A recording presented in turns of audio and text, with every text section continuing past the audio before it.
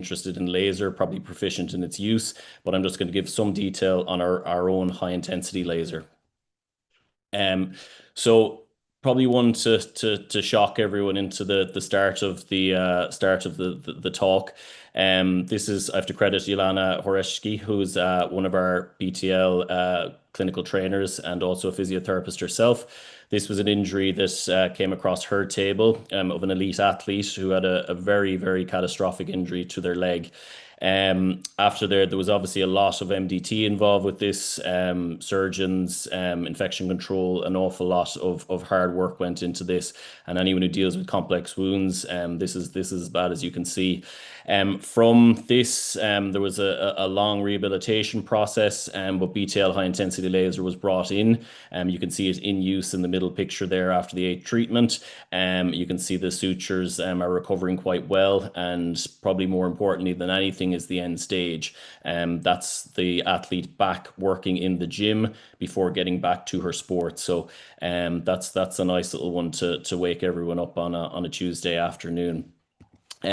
So you know, the big thing with lasers is there's therapeutic and there's surgical, and how do they work? That's what's very important. And what's important about the BTL high intensity laser is its depth. And we get into I suppose, the little bit of the science on this and what it does. We're going to touch on that. They are different, the surgical ones and the therapeutic ones, which I'm sure everyone is aware of. Like that.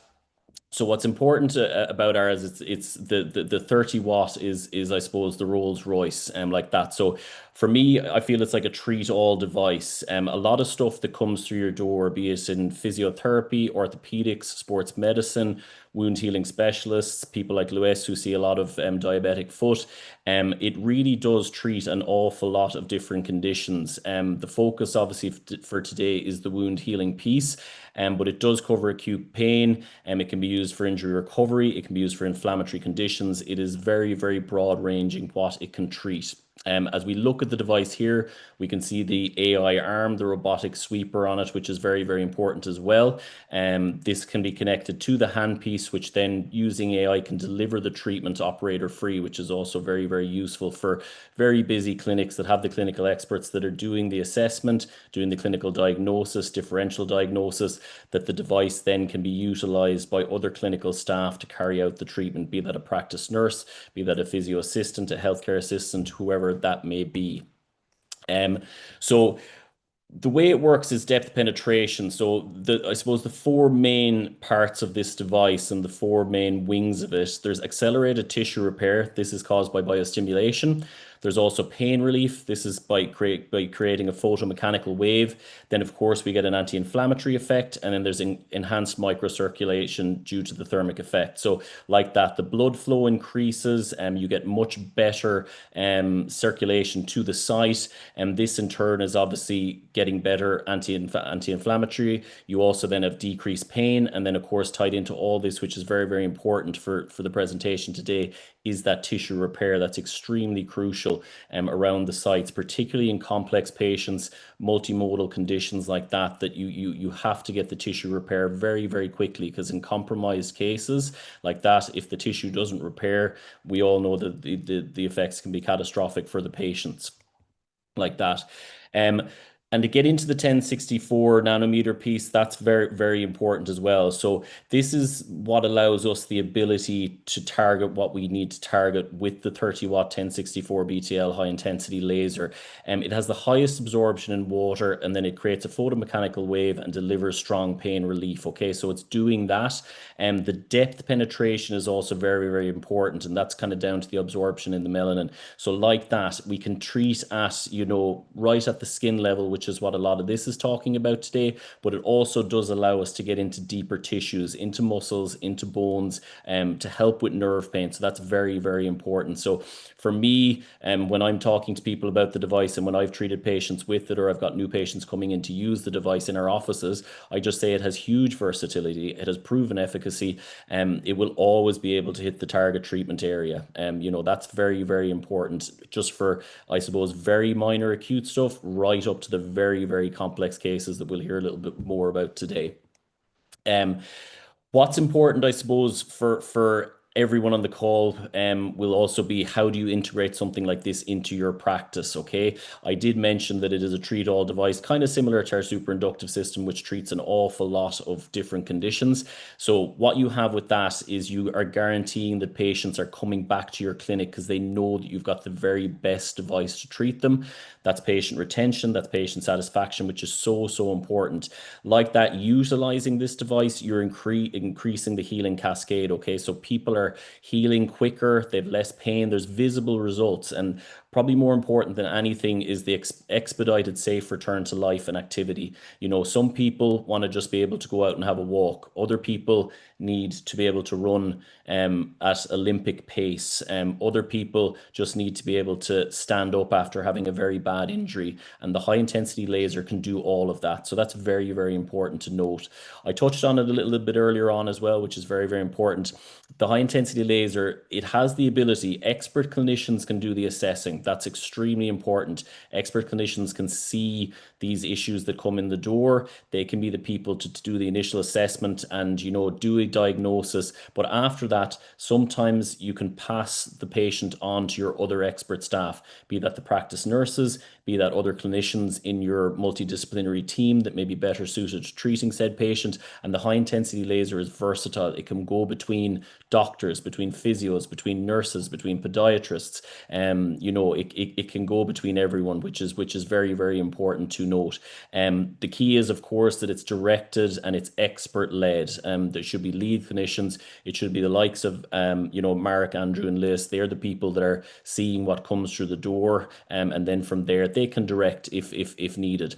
The other very important point to note on it is very time efficient. You know, your sessions can be anything from kind of 5 to 15 minutes, depending on, I suppose, the severity of the issue, or I suppose what the presenting condition is. So like that, if you have parts of your rehabilitation process, which is including other therapy modalities, I would pick someone like Andrew for this, that if you're rehabbing, say, an ACL and you want to work on the scar, you can do that, but then you can also have another 30, 35, 40 minutes to work on your other, you know, strengthening pieces, on your mobility pieces, whatever that may be. So like that, you can have high patient volume, but you're not sacrificing any of your quality of care, which I do think is extremely, extremely important.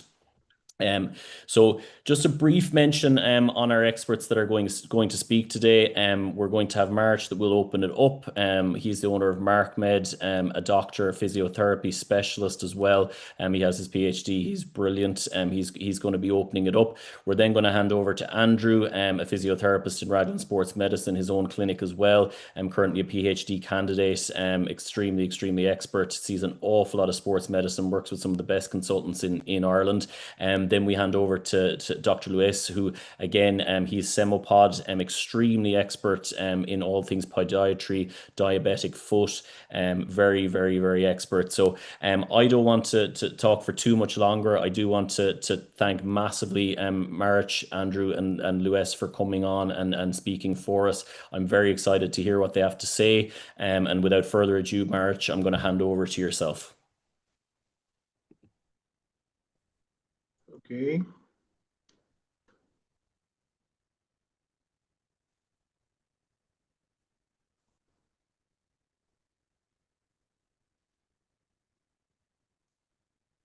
So I hope everything is good and everybody see my presentation.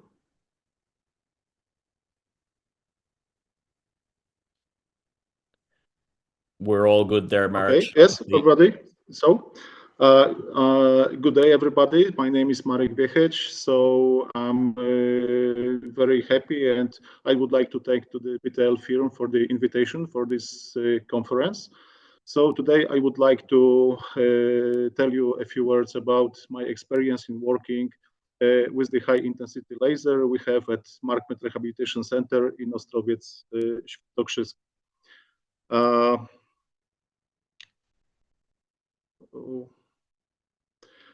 So a few words about me. So I have been a physiotherapist for 32 years. I'm a doctor of medical science, a specialist of physiotherapy. I have worked in hospitals, clinics, rehabilitation centers. I have run my own MarkMed Rehabilitation Center for 28 years. I was the physiotherapist of the Polish national swimming team. I was the physiotherapist of the Polish national field swimming team and Slovakian national women's water polo team. I have also worked with athletes in other disciplines. I have worked as an academic lecturer at 2 universities. I'm the author and co-author over the 70 scientific articles, and I'm author or co-author of the 4 books of physiotherapy, including physical therapy. This is a few photos from my centers. As you see, we are practicing, we are working with the different groups of patients. We use different techniques and, of course, different equipment. But especially, we use we have working with the high intensity laser for over 10 years, and currently we use the BTL Hill 10 watts laser. So safety first. If we work with the last radiation, we must always remember about the safety and protection of both the patient and ourselves. That's why knowledge, competences, skills, and of course, safety glasses and appropriate markings are essential. In the vast majority of cases, we use ready-made therapeutic programs, protocols prepared by the manufacturer. In the situation when the disease unit does not directly correspond to this installed therapeutic program, we select the program with the most similar disease characteristic. Therapy programs provide the ability to personalize a given treatment for a given patient through the 4 levels of parameters from which to choose based on the physiotherapist assessment. Selection of the operating mode is choosing between protocols and expert mode, manual settings, skin type, chronicity, tissue mass.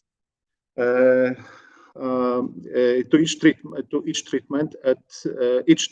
and each level and in each parameter can be modified or stopped if necessary.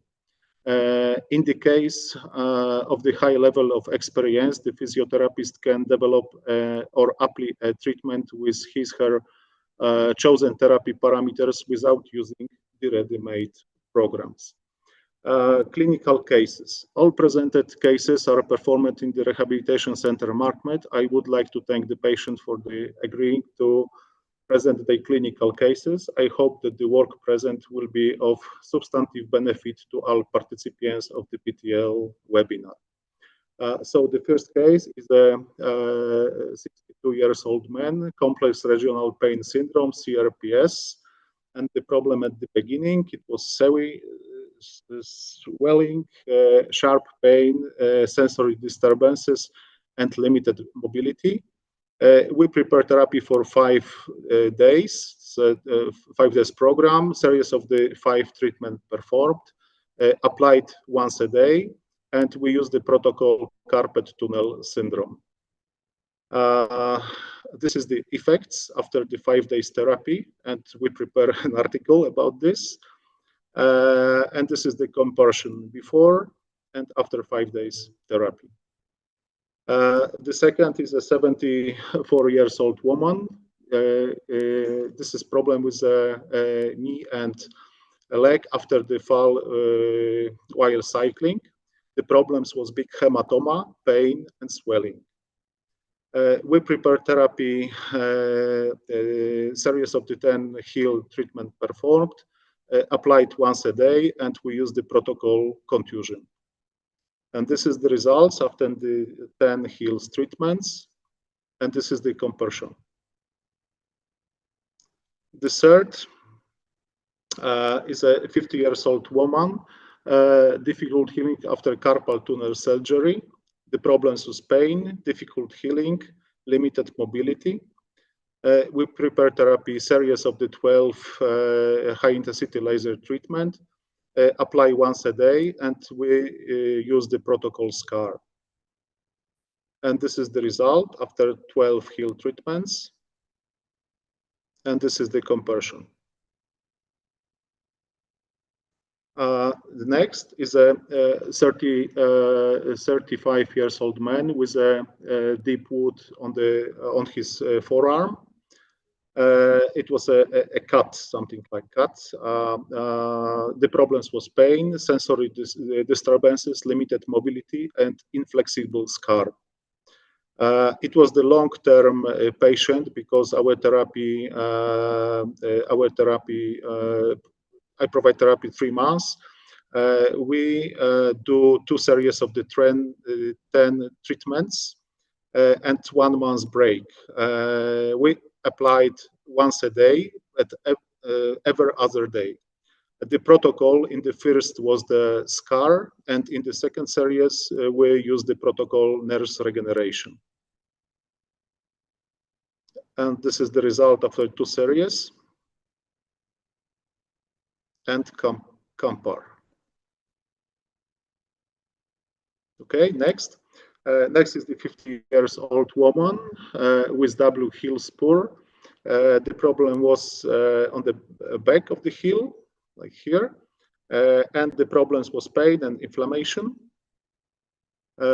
We do therapy 6 treatment performed, applied once a day, and the protocol 3 times we do the heel spur protocol, and 3 times we use the tendinitis program.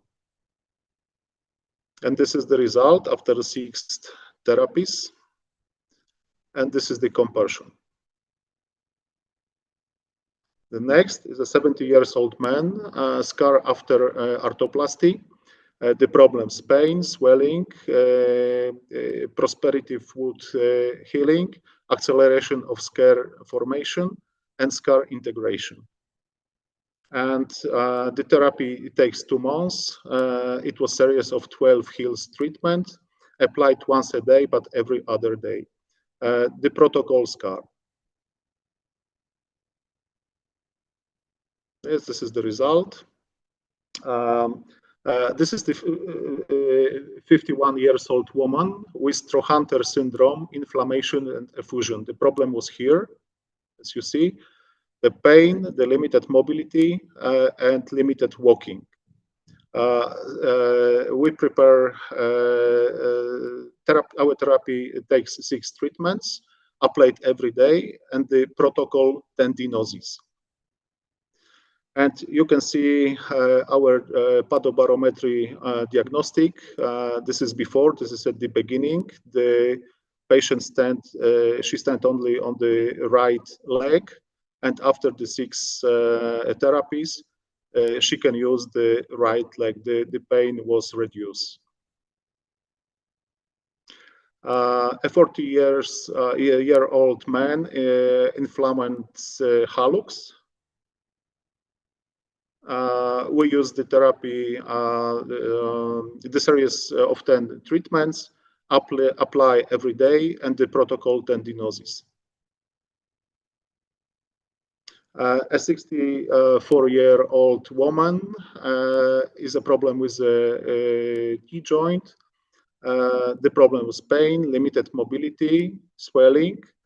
And in this situation, we proposed series of the 10 treatment, but the series should be made 2 or 3 times a year. Applied daily or every other day, and the program, the protocol joint degeneration. Next, this is a 54-year-old man with a disc herniation. And as you see, the big problem between L5-S1, and the main problem was sharp pain, of course, inflammation inside, and limited mobility. We prepare series of the 12 heel treatments, treatment every day, and the protocol lumbar sacral pain. Next is a little similar, but it is a 35-year-old man with L5-S1 disc problems. We prepare, of course, problems is a pain and limited mobility.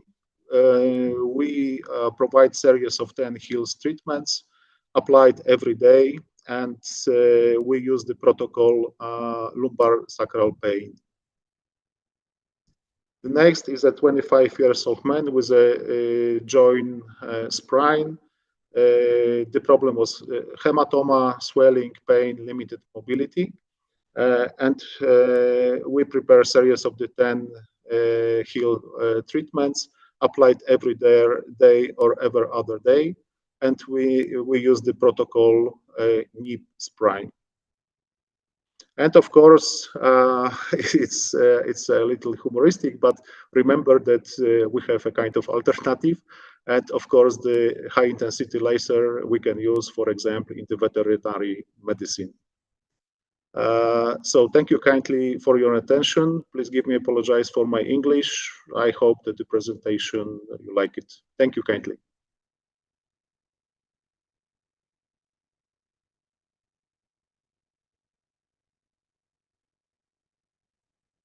Hello? Hello? Yeah, all good, Marek. Did you see the presentation or not? Yes, Marek, you're okay. I'm just coming in now. Okay.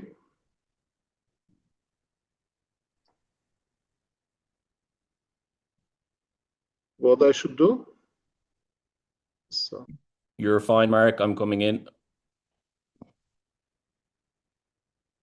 No, that's okay. Hi all, just coming in before Andrew starts. We're at 900 people, so there will be questions fielded. We won't unfortunately be taking questions after each speaker. March, that was absolutely brilliant. I think we spoke about versatility on my piece, and you can see the versatility of the device. That was brilliant, so it was.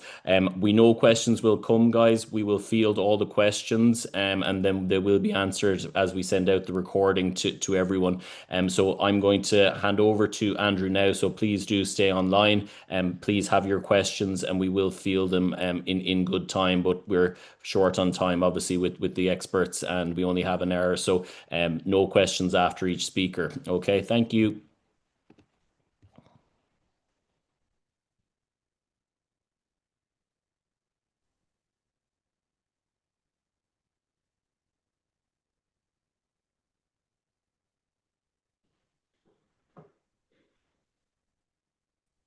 Hi, everyone. My name is Andy Watson. I'm a chartered physiotherapist and athletic therapist for any of our colleagues here in Ireland or in the States. As Carl said, I'm in private practice here in Dublin and Ireland. I am the owner and clinical lead here in Raglan Sports Medicine, which is a musculoskeletal caseload clinic. But obviously, as the name would suggest, we see an awful lot of sports med and sports injury. And that's going to be a topic mostly for today. We're going to look at an ACL case. Just want to thank Carl and BTL here in Ireland and the team here for asking me to speak today, and I'm privileged to be on call here with Dr. Marek and Dr. Luis. And it's great to see Marek's work there. Obviously, been using high intensity laser for a lot longer than myself, and so it's a good thing for me to see that there's a good future ahead with it as a modality. And I guess, look, when we're looking at modalities and where I wanted to start with this presentation, it was, look, how would we use laser in a sports med setting, such as a small practice like this, where there's this sort of high demand in getting people back as quick as we can, how we apply it to our protocols, our existing protocols, and then you might see some like for like with your own clinical practice. And then the main bulk of this is going to be a case presentation on an ACL injury. So I guess when we start, it's like when we're choosing modalities, it's, well, why would we choose laser or why would we choose anything else? And I guess it has to start with, we always want to improve patient outcome, whether that be reduce pain, improve tissue healing, and ultimately try and get people back quicker, better, faster, stronger. So from a laser point of view, I'm going to touch a little bit on what Carl has said already, but not in any way as scientific and as well as Carl has articulated it. But that photomechanical component of laser which offers a very, very significant and very fast pain relief. It's quickly becoming our go-to for people with pain, and particularly in those acute stages as well. And again, as Carl mentioned, the biostimulation effect, we know that there's increased tissue healing within the structure. While we mightn't be able to visualize that significantly, but we definitely know that those effects happen. Again, the anti-inflammatory component is pretty significant as well. While we mightn't, as I said, see those in immediacy, but we definitely know that improved tissue healing is a component of the laser. And then the thermal effect, be that you have the option of being able to treat different pathologies and at different stages, as Carl's already outlined. So whether they be subacute, acute, should I say, and around wounds, but also, in those kind of chronic injuries, and particularly injuries that are known to be quite avascular, or in the case of some sort of kind of chronic tendons, we might have some neovascularization, which is there, but not necessarily helping things out a huge heap. It offers a huge scope. So when Carl's kind of mentioned there as a treat all modality, it kind of is, and has a huge application range. And I suppose then application, like, when people ask me around our modalities and how we use them, or what are we using currently to get this effect or that effect, I suppose different clinicians are going to have different options or different opinions about what they want to choose and why they want to choose it. Probably again, just to highlight the versatility of laser and the fact that you've got this wide scope of application. The treatment protocols are quite quick. For example, the SCAR protocol, which Dr. Mark has demonstrated there in a couple of his cases, I think, and I'm open to be corrected here, I think it's 4 minutes and 24 seconds exactly, which is really short. And again, it's, if you're operating a clinic and you're doing multiple sessions per day, it allows you huge scope then to back that up with either another modality, whether it be shockwave. We also have the superinduction system here, which is also an excellent product, and we can utilize those within the one treatment session, or indeed just use laser and then back that up with some exercise therapy. So again, it can pretty much fit into any sort of protocol, and even in an elite sports setting as well. You've got multiple applications and a lot of scope. As I said, it's very easy to use. I was quite surprised. Daniel from Carl's team came in and pretty much had us all trained up within an hour, and we used it same day on patients, and really confidently. And so again, we would mostly, as Dr. Mark has said there as well, we would lean on the protocols built into the system. I'm very happy to lean on the experts who've developed this technology, and then to apply that to our patient caseload to get the best outcomes. So we haven't found a need to go messing with it yet. So using those protocols has been excellent for us. And again, look, as was shown in that previous case studies there, it's quick from as a modality, but it also gives very, very quick results. And hopefully you'll see some of that now with this caseload in our ACL patient. So this case presentation, as in true Irish fashion, it is currently 12:30 in the afternoon here in Dublin, and it's raining. And obviously, we couldn't give you a presentation without probably finding the most type 1 Fitzpatrick scale skin patient I could. So here we have very, very pale Irish white male with very freckly skin. So this is a 30-year-old male. We've basically rounded it up to 2 weeks post-operation.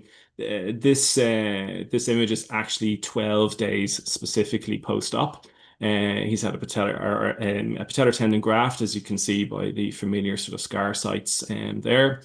While he did extremely well in theatre and post-surgery, and was discharged with all the normal sort of criteria, He just had a lot of inflammation over the next 10 days, so much so that it kind of started to inhibit his progress.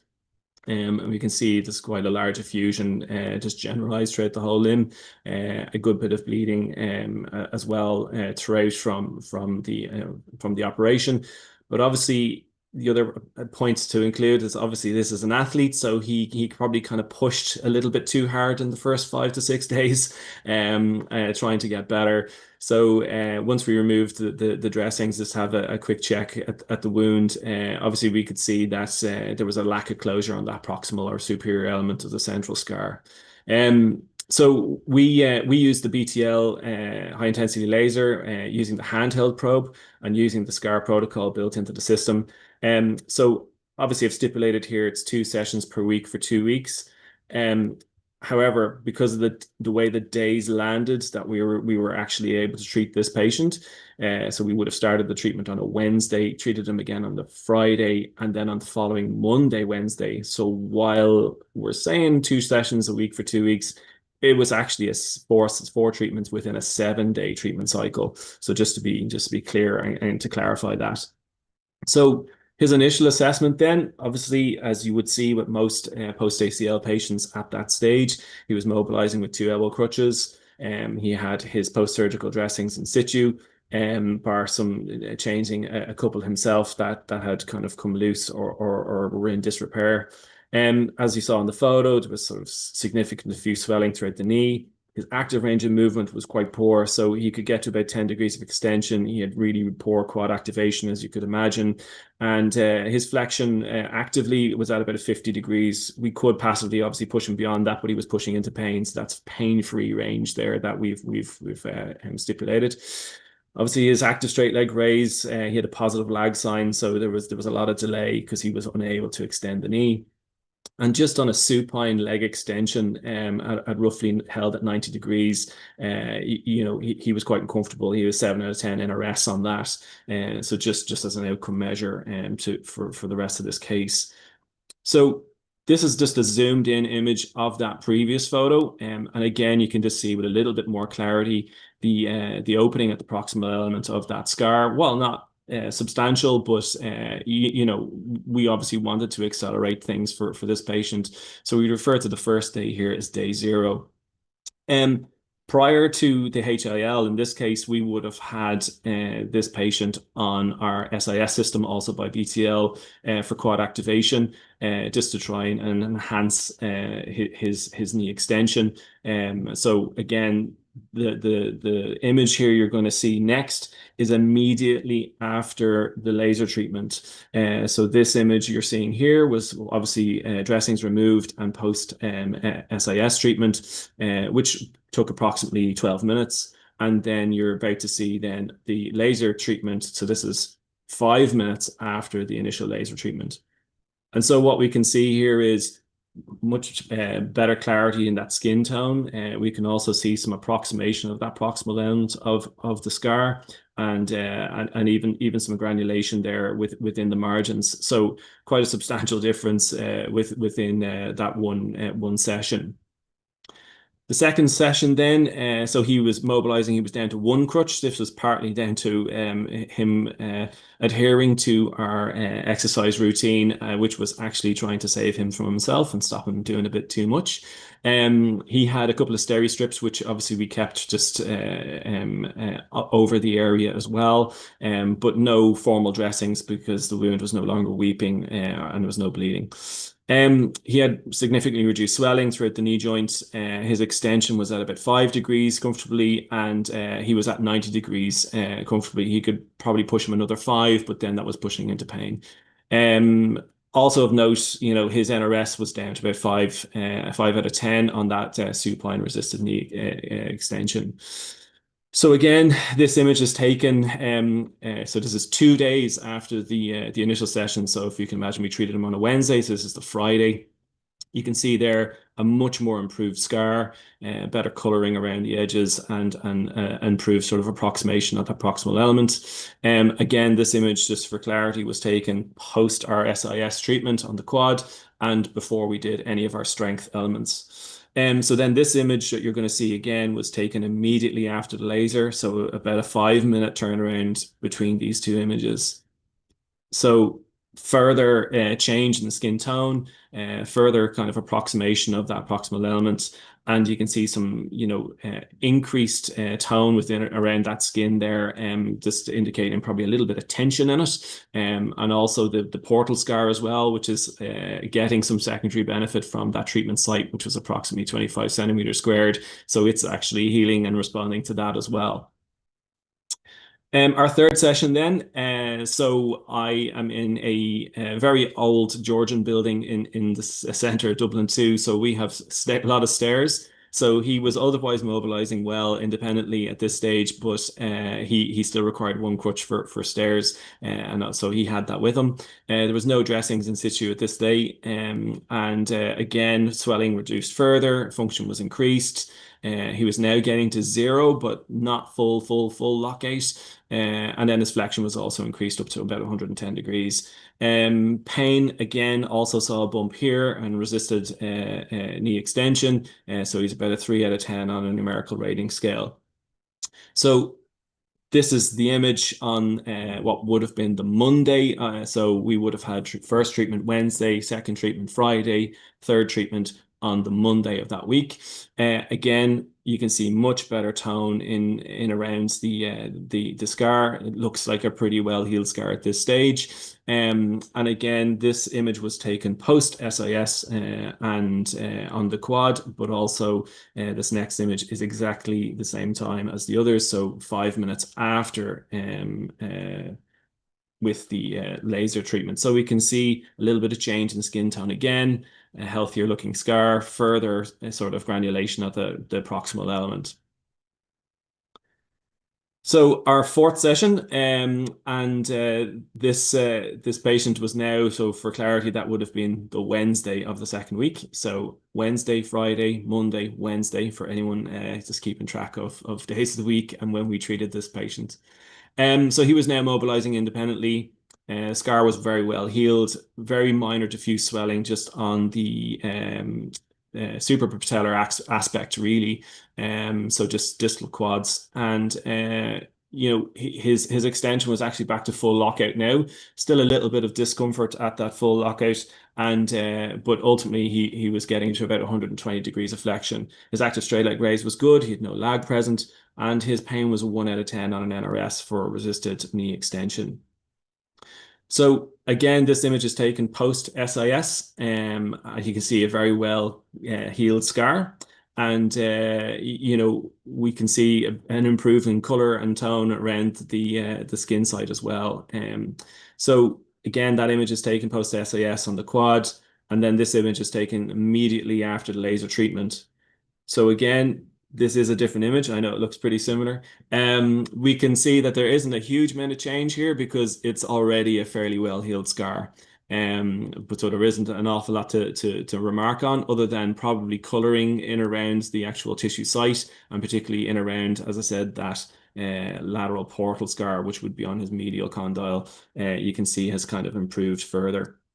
So again, this is day 7 from the first day. So while we are saying two sessions a week for the 2 weeks, it's actually over a 7-day treatment cycle.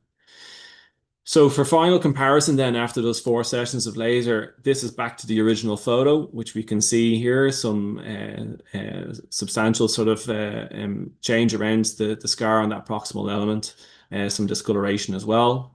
And then this is our final image just for side-by-side comparison. So again, that's 4 sessions of high-intensity laser using the SCAR protocol. This is 7 days, 8 days apart. So we can see there's a substantial difference here. But also the main other findings being that we've got improved function, we have reduced pain, and we've used it as an adjunct with some other modalities to try and improve patient outcome for this individual, for this athlete. So ultimately, in closing, then, like high intensity laser does offer a significant benefit to patient care. If we were to look at sort of that case as an example, but obviously the previous cases that Dr. Mark indicated there, it's pretty obvious. It has incredibly short treatment times and really, really fast outcomes. We found it to be really, really well tolerated by patients. Obviously, we want to be aware of safety and patient safety, and particularly around a surgical site whereby we might have some altered sensation. We'd always want to ensure that the laser is probably tested on an area of full sensation before we're kind of treating around a scar like we did with the ACL patient, and that would go without saying, but it's just worth mentioning in this case. So ultimately, it ends up with reduced rehab times due to improved tissue healing. So this patient, at 3 weeks was back able to immobilize independently, was able to progress on with some of his strength work. And an impairment, I suppose, for these ACL patients is that we've got back terminal knee extension relatively early, and that this allows us to progress on and improve him further. So all that's left is just thank you for your attention, and thank you so much to Carl and the team at BTL here in Ireland, and then the greater team worldwide for asking me to speak today. And I know Carl is going to field some questions probably for us, but I'm happy to answer anything after via online or what have you. Okay, thanks a million.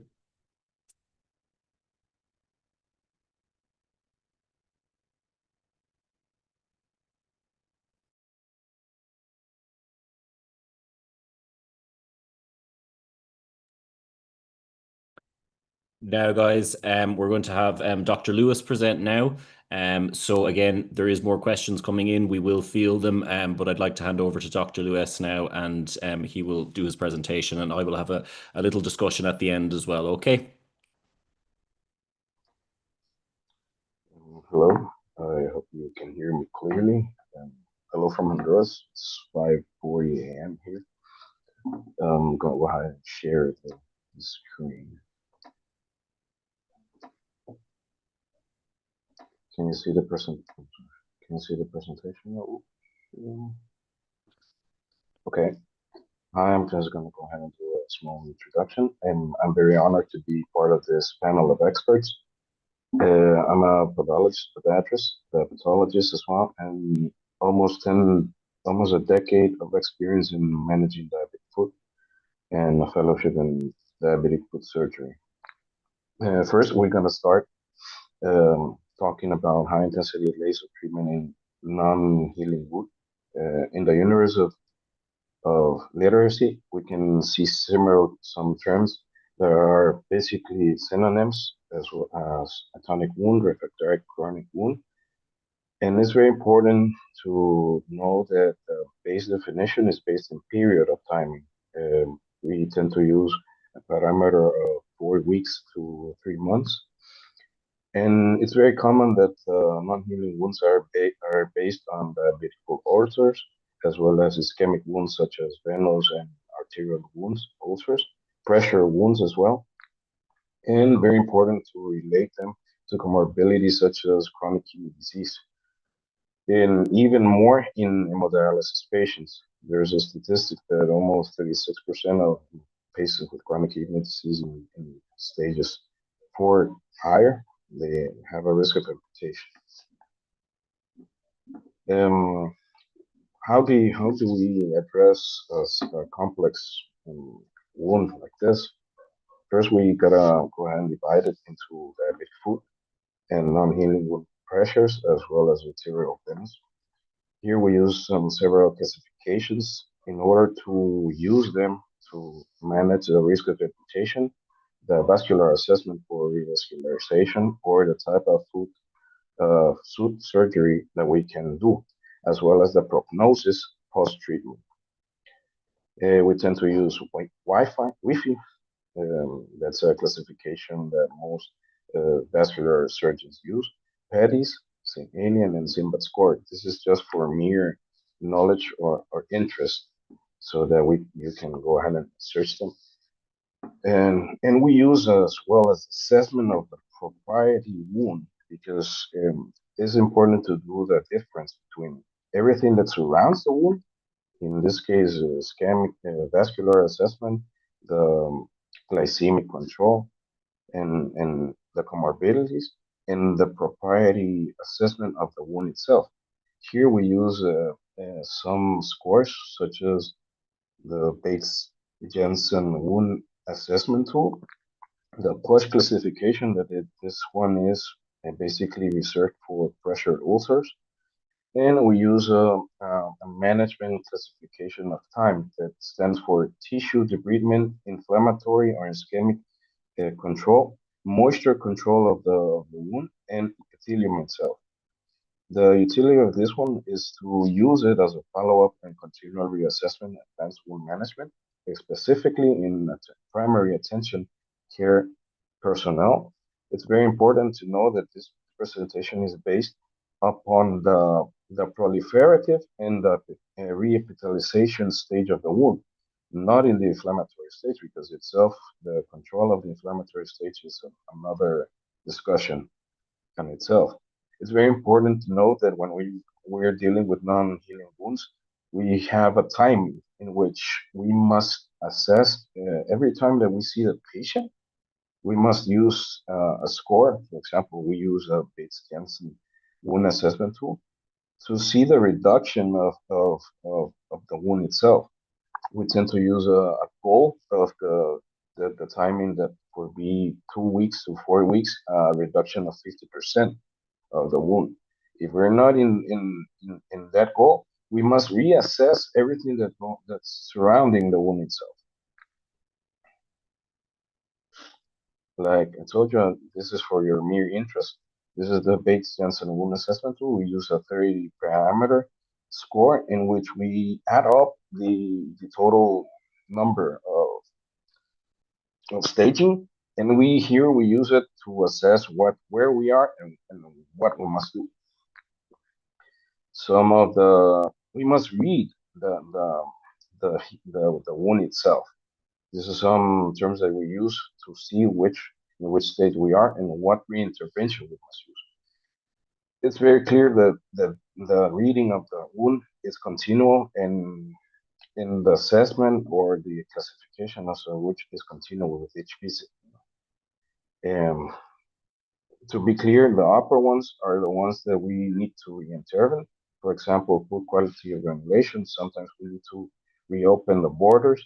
Maceration is it's a more overhydrated wound, and what we really want is to see these epithelium that are pink, pale skin and surrounding. That tends to mean that the wound is healing. Putting into practice, here is a real life case series. The methodology is standard wound care plus high intensity laser, an open wound protocol with energy density between 76 to 140 joules per centimeter square, plus some dressings. Here in Honduras and Central America, we use a biofilm dressing. This is a honey-based dressing of Apis mellifera, polycrucelane, and Fuengranis, as well as succinic acid, topic and granulated in some cases. The basis we already discussed, but the most important part is that we use it because angiogenesis, neovascularization, collagen production, cartilage production, as well as bone formation. Someone I saw a question that if the high intensity laser treatment does penetrate onto bone, and this is very important because some cases there's a rhetorical question or a question that we must go ahead and look into if it's possible to use high intensity laser treatment in the stages of osteomyelitis, as well as muscle regulation and muscle atrophy.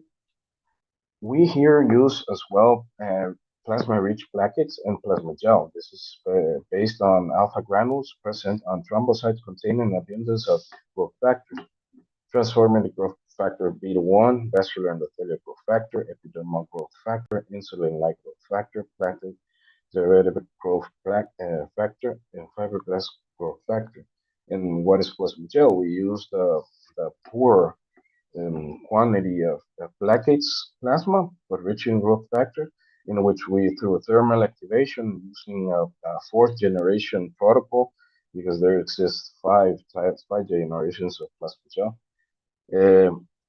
We tend to activate this growth factor. So here we use a synergetic effect of the high intensity laser treatment of heating as well as the activation of the growth factors.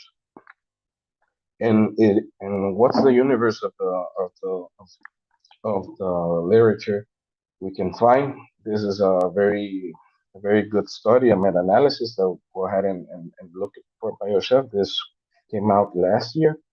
This is a meta-analysis that the authors revised 276 articles, from which 242 were based on human and clinical applications. Here we used that the protocols used were 3 sessions per week. That is more likely based on as well as clinical experience, in which we use a minimal of 2 sessions per week to a maximum of two sessions per week to once a week or even every 15 days, depending on the stage. Generally, we use 15 every 15 days in cases where the person comes from a rural area or it is very difficult for them to come. But even then, even so, we can see the the even so we can. Okay, let me see. Even so, we can see the effects on the standard care versus standard care in the reduction of timing over 3 to 4 weeks. As well as in some cases, some studies here mentioned that in the biopsies of skin, they see a much proliferative advancement. So this is the first case we'll go ahead and discuss. This is an arterial and venous insufficiency, Rutherford grade 5 to 6. We have here a 83-year-old woman with a diabetic background. Nevertheless, she was referred from endocrinology service with a glycate hemoglobin A1C of 6.4. We started the assessment of this wound, in which we see a very yellowish sphaculum, biofilm of proliferative bacterial activity, as well as a very darkened skin that shows the poor irrigation, arterial irrigation. Usually, these type of lesions are very painful, so we started using a low intensity dosage of energy in a pain relief protocol. We can see the Bates-Jensen wound assessment tool. It has a 15 to 18 score approximately. Here we can see the application of such. By day 3, we using some dressings, special dressings. We still see that there's a little bit of bacterial activation with a very yellowish sphaculum. By day 10, we start having twice a week. We see a very evident reduction in the sizing, as well as the more filling of the wound itself. By day 16, we start using the first dosage of rich plaquette plasma, as well as high intensity laser treatment sessions. By day 28, we can see that the protocol it's starting to reduce because it's based on centimeter square dosage. By day 34, we see that this granula is a very nice and close-up view. The second case, we used high intensity laser treatment as well as biofilm dressing and plus plasma-rich plaquettes. This is a 66-year-old woman with a background of type 2 diabetes. Here we tend to use, in all patients we do a vascular assessment. We tend to use a toe pressure index. This woman had a diminished irrigation of 45 millimeters of mercury, and as well as in which we classify her as Rutherford grade 5. Here we see a very necrotic plaque, as well as very purulent, a lot of redness, very inflammatory, and in blood work with a lot of inflammatory methionine, neutrophils, and procalcitonin very high. But we start using the dressing, and this is the result 48 hours later. We see a very much cleaner back, with less redness, as well as the edges, even though a bit higher, and underlining tissue with microcoagulation. This is very important to always control the coagulative stage of the patient. By day 14, we see that it's very filled up with a very beautiful granulation stage. Very the subcutaneous tissue. It's very filled up, you know, with a very edges very reepithelialization, white, pinkish. By day 22, we do a third session of rich plaquette treatment. Let's note that every time that this patient comes, we use the open wound protocol. By day 33, we see that we are almost the skin. It's almost filled up. The only dermis is left, and we do weekly 720 joules of density energy total until day 54, that we see that it's completely closed up. She was closed up by day 35, no, day 42, I remember. But we continue to see until this is the left scarring. This is a more severe case. We have a chronic kidney disease patient in stage 4 with a Charcot neuropathy plus osteomyelitis. Here's the utility of the high intensity laser treatment into bone. We can see in this in the distal phalanx of the fifth finger that we have a pseudoarthrosis and this traumatic foot with chronic consolidation as well as osteoporosis. This patient, we can see that we have a finger with really necrotic tissue, almost necrotic in itself, with among the fingers, we have a penetrating lesion as well. Here we started a protocol with, again, with high intensity laser treatment by day 7, you can see, as well as rich plaquette plasma gel. By day 28, we can see it's almost closed up. And we used twice a week protocol of open wound.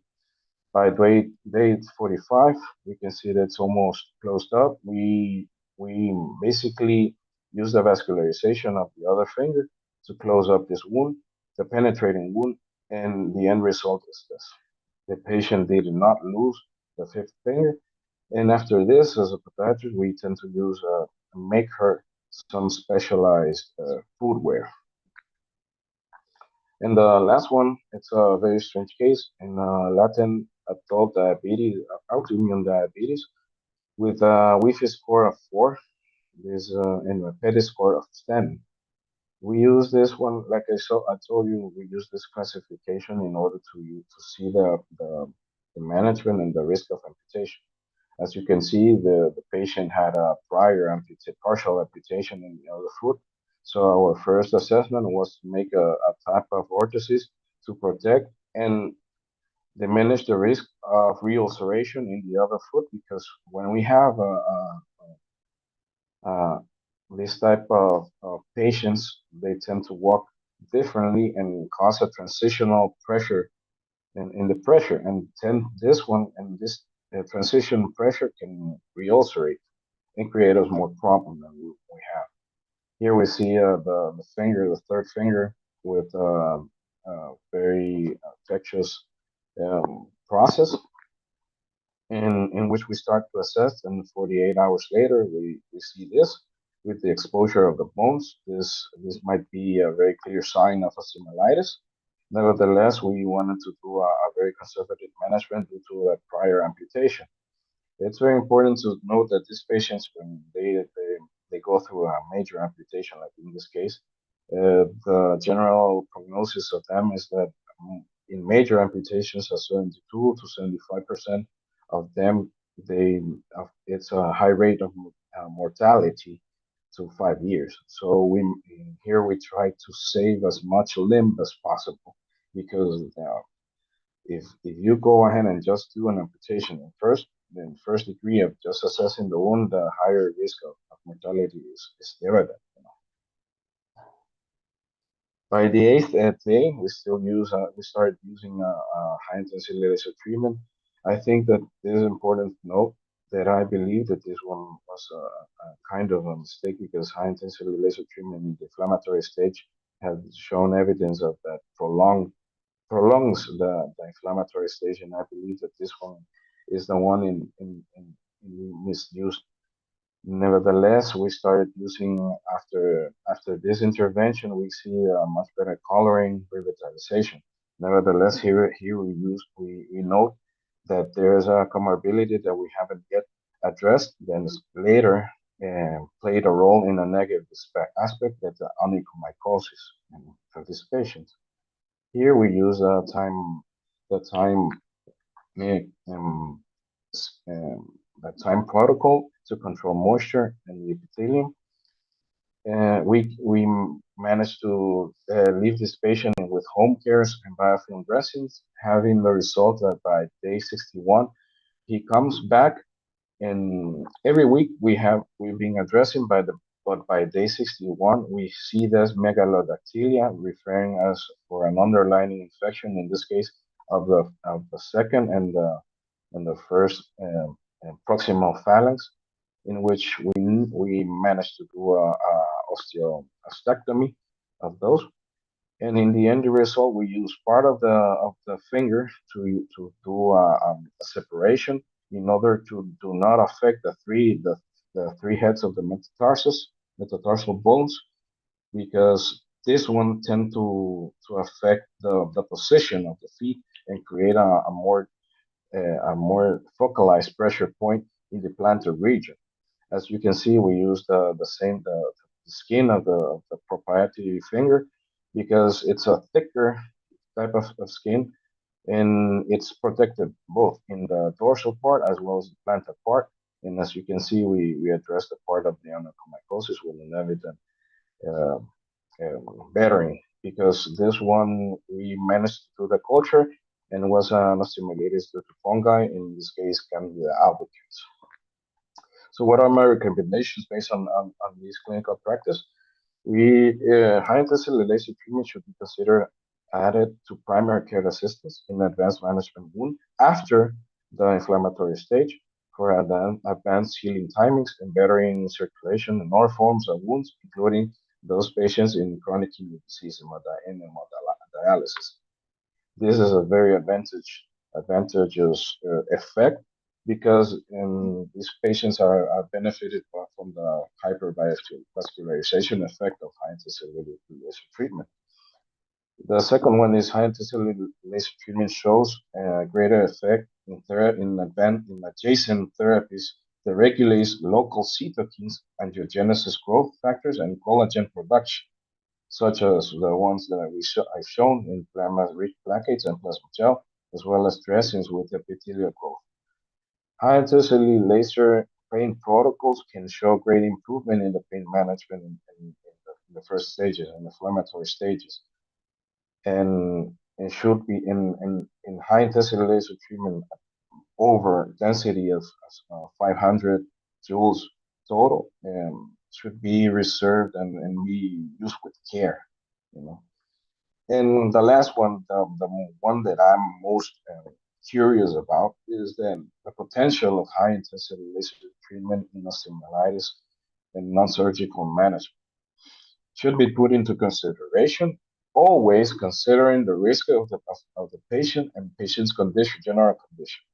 Like I told you, this is after the inflammatory stage, in which we tend to use negative pressure therapy, hyperbaric or hyperoxygenation therapy, ozone therapy, as well as antimicrobial empiric and more focalized therapy. You know. So that's very important for me to clarify. You know. These are my recommendations based on clinical practice. So thank you very much for your attention. I hope that the experience with this complex wound is for your interest. You know? So Malcolm, I leave you with you. thank you for your attention.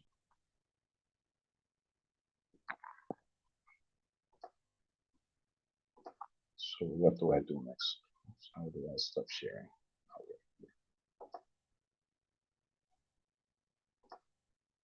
No.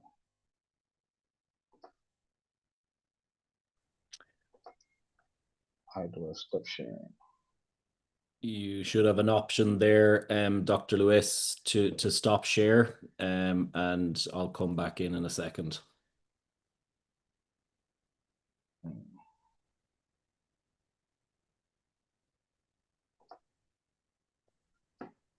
I don't know how. Oh, there you go.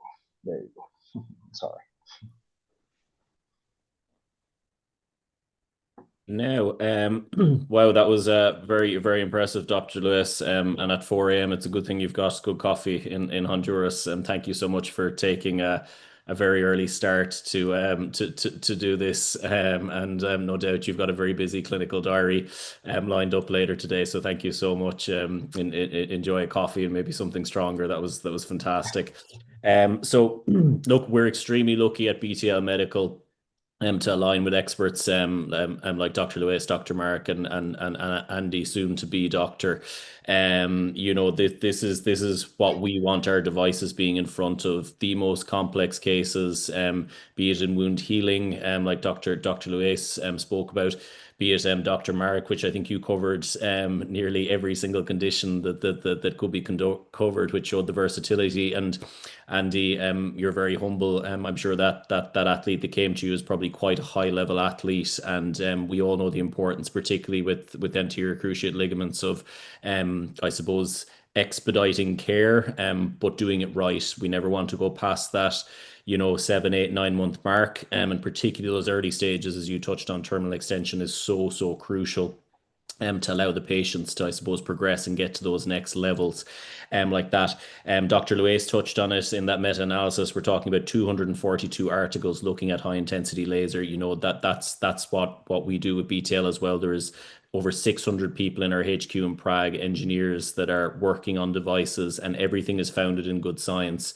And we love to see articles like Dr. Lewis has published, Dr. Marek. I couldn't count off the number that you've published and put out globally. And Andy, we already know that some of your papers are now on the printing press to do with your PhD. So again, we see that there's a lot of science that founds everything that we do. And again, that's what it's all about, because it's evidence-based medicine. That's the most important thing for everyone on this call, is clinicians. And when people come through your doors or get sent your way and get referred, it's always evidence-based medicine. We feel that is absolutely crucial. So I think the guys did such a great job of communicating this, and I think that you've covered the device. I suppose you've wrapped it in splendor. So you have. So thank you to all of you on that. I think it's important to note as well that we're now seeing an age of multimodal treatment, and I think that's very, very important. It's not just, I will do hands-on treatment, or I will just do exercise-based therapy, or I will just use drugs, or I will just suture. You see that all of it comes in together, particularly in these complex patients. You have to have different facets. It's a multidisciplinary team. Everyone needs to be talking to each other. And like that with BTL, our devices can link in. You know, we can do the hyperbaric chamber piece as a separate. Like with Andy, we can use the superinductive system. Like March touched on, we could even work on horsepower. So we can. So, you know, there's huge versatility, and very importantly, everything feeds in together and it's all safe. And at the end of the day, the most important thing is our patients get better, and they get back to whatever it is they need to do. Be that, like with Dr. Lewis's patient, it's possibly being able to stand up. You know, it's been able to live longer. Like with Dr. March, you know, we had a wound care focus on this, but you can see people with chronic back pain are benefiting from laser treatment, you know, and all the sporting cohorts that you've worked with, Dr. March and Andy, as I alluded to with yourself. A lot of high level athletes come through the door, and they need to be back on, you know, pitches. They need to be back out on athletics tracks. They need to be getting Olympic qualification times, and they need to be back for Heineken Cup finals. So that's very, very important that Champions Cup finals now, should I say, like that. So we can see that everything is very much all encompassing. So thank you so much to all the experts. We see that there's been a huge amount of chat and a huge number of questions, and I think we're over 350 at one count on all the attendees. Thank you so much for your time, and we will field these questions and we will feed them to the appropriate experts when we do get a chance. This was all recorded. All the presentations will be shared to all the attendees, and of course, if anything needs to be fielded further, we will put you in touch with the appropriate experts. So for myself from BTL, a huge thank you to the experts. Again, big thanks to Bianca, to Vaslav and Dragana, who made this all possible in the background, and we look forward to many interactions from our over 90 offices and global distributors from here on out. So thank you so much. Thanks, Carl. Thanks, everyone. Thank you, everybody. Bye-bye. Bye.